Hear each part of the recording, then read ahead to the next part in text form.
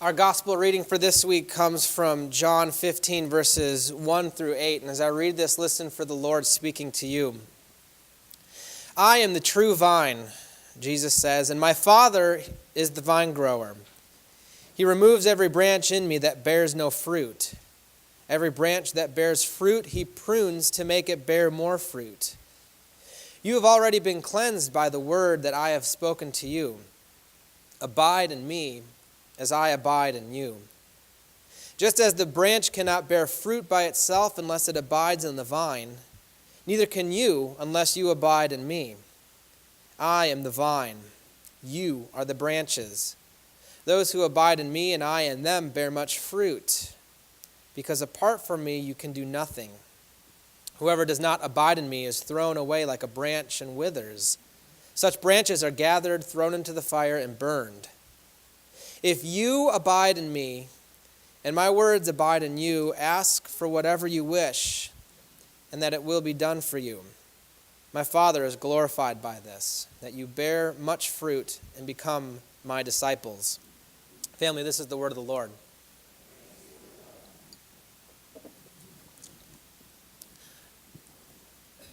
When I lived up in Georgia, and Rachel and I were living in our first house, we had this weed that kept on growing up the side of our house. And I didn't know that much about plants, and I didn't know that much about home ownership. And so I would always just go out with the shears, and I'd cut down the branches and tear down the branches that were going up the house. And it would be okay for a little while, but eventually it continued to grow back. And so I'd go and cut it again, and this cycle would go again and again and again. Until one day I had some friends over, and one of the guys that was there, he knew a little bit more about home ownership and plants than I did. And so he saw this weed that was going up the side of my house, and he says, "You know that's a Virginia creeper, right?" And I said, "Of course I know that's a Virginia creeper." He said, "If you want to get rid of it, you're going to have to do something more drastic than just cutting down the branches." And so we went to my garage, and we got the shears, and we got some weed killer. And we didn't just cut down the branches, but we traced the branches all the way back to the root. And we cut it at the root, and then we sprayed it with a ton of weed killer. And the weed fell off of my house, and it never grew back. And I learned an important lesson about keeping up my house, and that's if I want to deal with a weed that is growing really quickly, I can't just focus on the branches, but I have to focus on its source of power. Jesus tells his followers, "I am the vine, and you are the branches." And his followers at that time would immediately start thinking about a source of power and what their source of power is. In our own nation, we have symbols for our country. The bald eagle. When we think of the eagle, it brings about ideas of our country's majesty, of our beauty, of our power. In Jesus' time, the vine served like the eagle for us. The vine was their national symbol because it pointed Israel to the foundation of its identity, which was its relationship with God. As the vine gives power to its branches, Israel was continually reminded that it is the Lord alone who gives them meaning and direction and gives them the ability to do so. So if Israel stayed close to the vine as its branches, they would flourish, they would prosper. But if they strayed away from the branches, or the vine, and as branches, if they went a little too far from their source of power, they would wither and die like my Virginia creeper, my house. So Jesus comes in the midst of this, and he says, "I am the true vine, and you are my branches." If you want to know God's power, you need to look no further than me.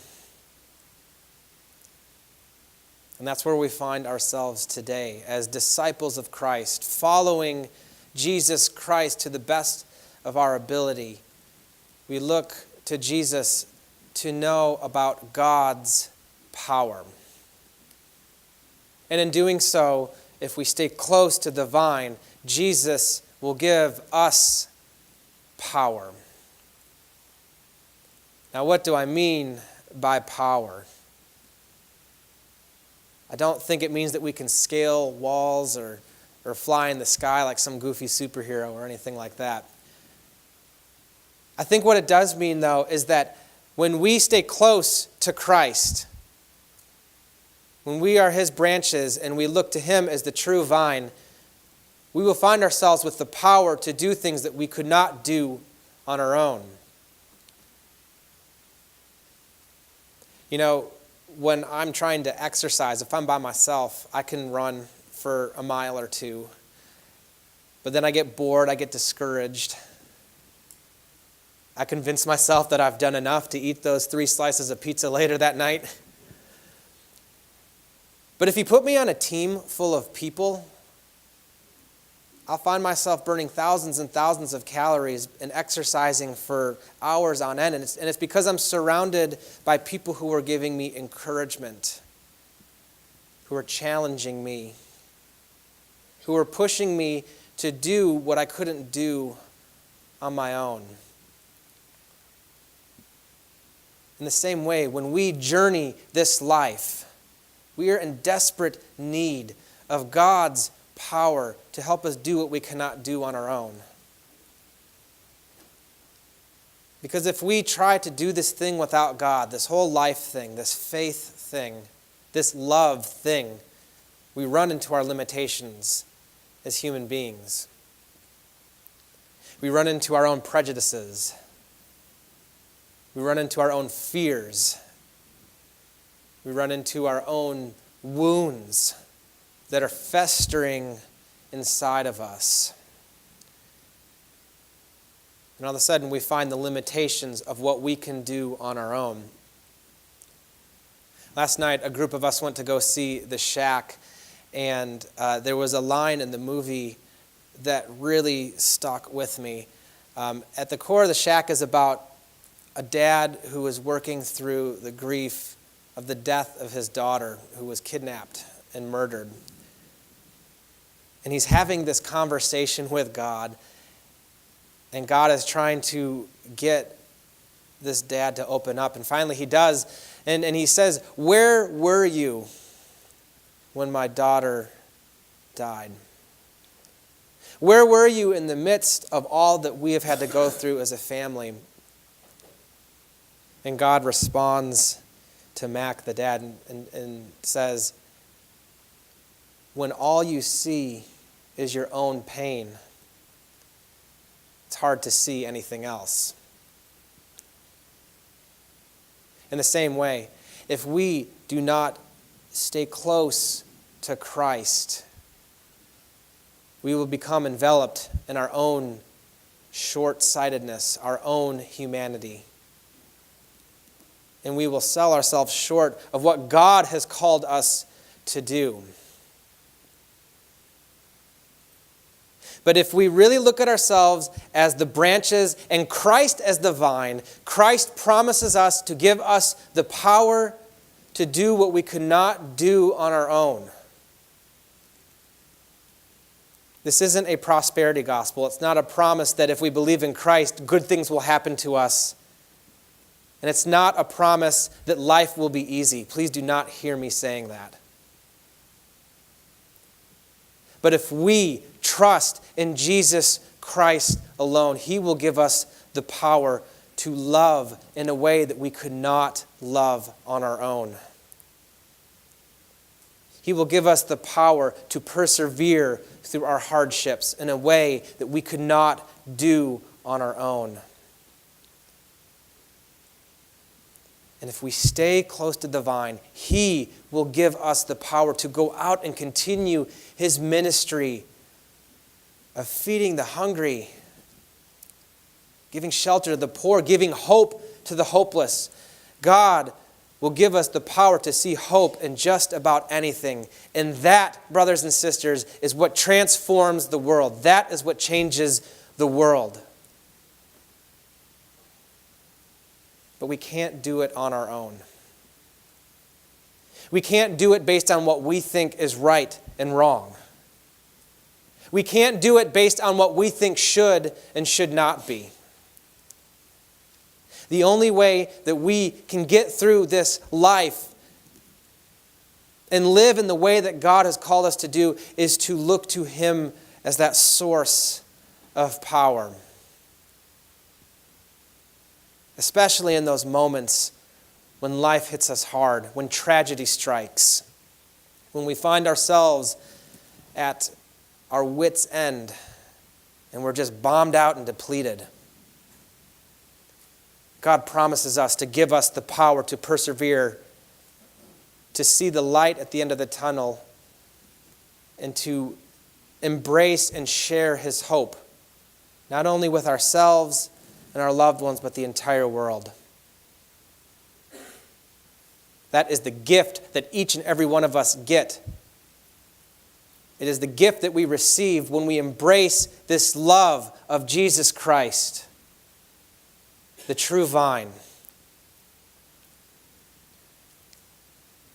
Today is a very special day because we just ordained and installed new elders and deacons, and I'd like to take a minute and speak to those who were newly ordained and installed, as well as those who are continuing to serve as deacons and elders. There will be moments in your ministry when you will be confronted with your own limitations. There will be moments when you will run into hardships. There will be moments when you are going to find yourselves in conflict with your brothers and sisters here. There's going to be moments when people will share with you the bad things that's been happening in their lives. It's going to leave you questioning what to do. And those moments may make you feel like you do not have the strength or the wisdom or the ability to do God's work. In those moments, do not look to your own power or wisdom, but look to Christ. He will give you the power to do what you cannot do on your own so that you can continue His work and give Him glory, to heal what has been broken, and to give God's love a name that people in this congregation and the whole world will embrace for the rest of their lives, as well as the rest of eternity. That's my charge to each and every one of you who are continuing or beginning this ministry as deacons and elders.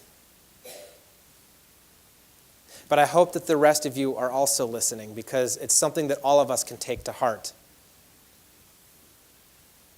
God knows what He's doing when He calls us to go out. And He knows what He's doing when He embraces us in His love. So may we look to Christ alone as that power. And with His love flowing through us, may we continue to journey towards Him until that day He comes again. To God be all glory and honor and praise. Amen.